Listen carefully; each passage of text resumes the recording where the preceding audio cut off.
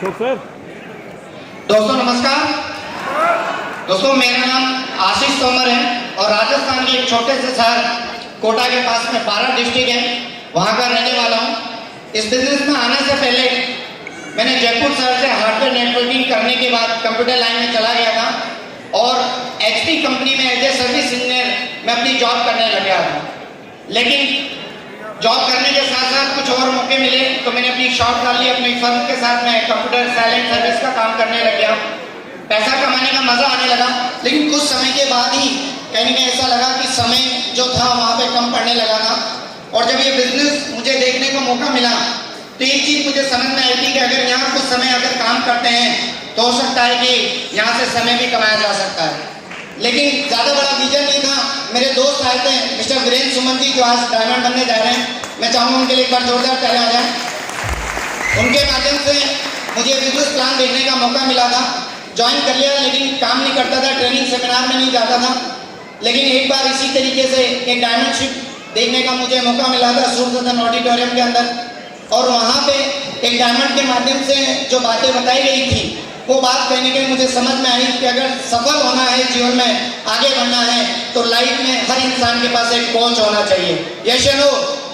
और मुझे लग रहा था कि शायद मेरे जीवन में कोई कोच नहीं है, शायद इसीलिए मेरी प्रोग्रेस नहीं हो रही। और मैंने अपने अपलाइन की बात को मान के काम करना चालू किया। ट्रेनिंग सेमिनार में जाना स्टार्ट किया, काम करता गया, टीम बनाते गया, जल्दी जल्दी गोल्ड बना, सिल्वर बना, पर्ल बना। लेकिन अचानक कुछ ऐसा मेरे नेटवर्क में ऐसा हुआ कि कम उम्र थी, सोच कम थी, सीखा कम था, तो जो मेजर लोग आए वो मेरे साथ ज़्यादा टिके नहीं। और मेरी जो टीम थी लेफ्ट राइट दोनों खत्म हो चुकी थी। और काफ़ी अरसे तक मैंने कोशिश किया, लगभग 7-8 महीने तक लगातार कोशिश करने के बाद जब मेरे साथ लोग नहीं जुड़ रहे थे तो मुझे ऐसा लगा था कि शायद अब ये बिजनेस मैं नहीं कर पाऊंगा। और जब कहते हैं अगर कोई व्यक्ति डूबने लग जाता है और डूबते डूबते अगर वो शायद कुछ सोचता है कि कोई तो आए मुझे बचा ले, कोई नजर नहीं आ रहा, कोई तो मुझे बचा ले, और अगर कोई व्यक्ति हाथ बढ़ा के उस डूबते व्यक्ति को वहां से निकाल ले तो शायद भगवान का दूसरा रूप वही होता है। यस चलो दोस्तों, ऐसा ही हुआ मेरे साथ कि एक दिन मेरे मोबाइल पे जब मैं हार मान चुका था, एक ऐसे व्यक्ति का कॉल आया जिनके नाम से, जिनकी आवाज से कहीं ना कहीं दिल और दिमाग में वाइब्रेशन सा जा गया।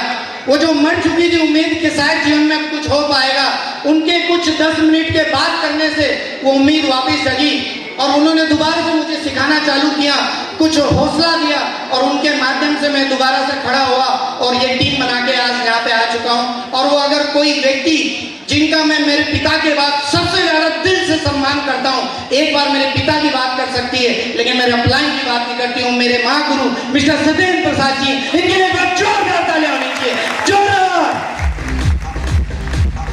थैंक यू दोस्तों। जब मैं इस काम को करता था तो मेरे पिताजी का नेचर था, क्योंकि वो जॉब में थे ना, बैंक में as a senior branch manager थे, और उनका मानना था कि लेट नाइट तक अच्छे लड़के बाहर नहीं घूमते। और जब इस बिजनेस प्लान को मैं करता था तो 10 बज जाती, 11 बज जाती थी। और जब 10-11 बजे मैं आता था तो कई बार ऐसा होता था कि मेरे पिताजी गुस्से में आके बाहर से गेट लॉक कर देते थे और भरी सर्दी में पूरी रात मैं घर के बाहर खड़ा रहता था। बड़ा तंग हो चुका था। मैं यार ये कौन सी प्रॉब्लम है, काम चलने लगा, अब ये एक और रुकावट खड़ी हो गई। लेकिन सर ने बताया कि इनको कैसे भी करके एक बार नैनीताल में दिशा वर्कशॉप थी, अगर आप अपने पिताजी को वहां लेके आते हो तो हो सकता है आपकी रुकावटें खत्म हो जाएगी। और सर की बात से मैं कैसे भी करके अपने पिताजी को लाने की मैंने बहुत प्रयास कोशिश करी, लेकिन उन्होंने मना कर दिया। आखिरी में मुझे एक ही दाव समझ में आया कि मरता क्या नहीं करता।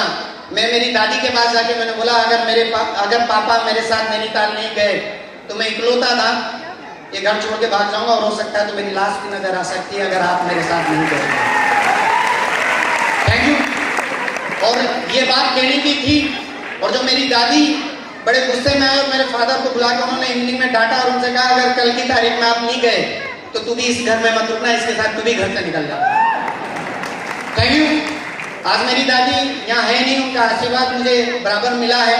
शायद उनकी इस जिद ने मेरे पिताजी को नैनीताल में बिठाया और वो दिशा वर्कशॉप ली, और उसी का नतीजा दोस्तों कि जहाँ मैं डर के इस काम को करता था, रोज रात में गेट लग जाते थे और सर्दियों में गेट के बाहर, घर के बाहर खड़ा होना पड़ता था, कॉलोनी वाले मजाक उड़ाते थे। आज वही मेरे फादर हैं जो एक ही बात बोलते हैं कि बेटा बिल्कुल जी जान से करना, सबकी बात काट देना, लेकिन अपने अपलाइन की बात कभी मत काटना, सिस्टम के साथ काम करना। Thank you.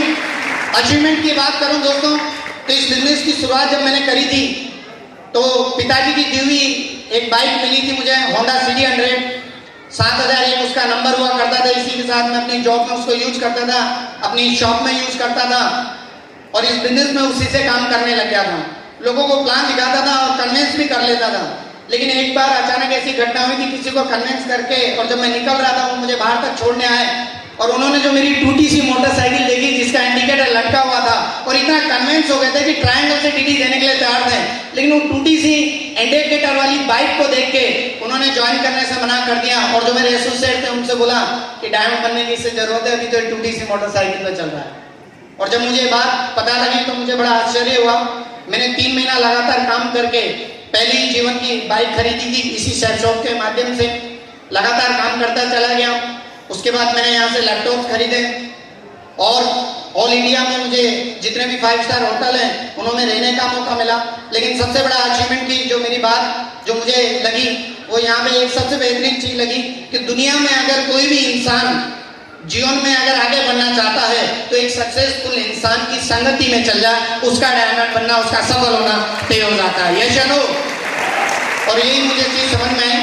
और आज इस बिजनेस को पूरे जी जान के साथ जयपुर शहर में लेके कर रहा हूँ। दिन और रात मन लगा के आज इस काम को कर रहा हूँ। जितनी मक्कारियाँ पहले करी थी आज वो सब साइड करके सिर्फ काम को फर्स्ट प्रायोरिटी देता हूँ, शेयर शॉप को फर्स्ट प्रायोरिटी देता हूँ। और उसी का नतीजा है, कभी 2 महीने पहले इसी बिजनेस के माध्यम से 13 लाख रुपए की होंडा की वेन्यू कार इसी बिजनेस के माध्यम से।